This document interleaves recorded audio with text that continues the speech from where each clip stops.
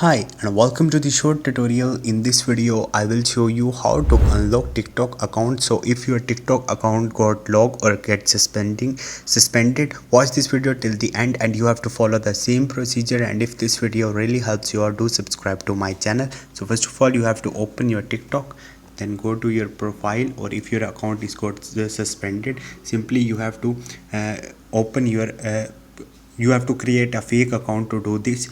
Then you have to click on the three lines and go to the settings and the privacy. Now scroll up and right here you will see a report problem. Simply click on it. Once you will do it, here you will see multiple options, so you have to select account and the profile from here. Then go to the login and here you will see suspended account. From here you have to click on the no and need more help. Once you will do it, after that you have to write here that I did not did any violation, something like that, help me to get my account back. And here you have to upload the screenshot of your account. Then simply click on this report button. TikTok team will review your account, and if you did not done with any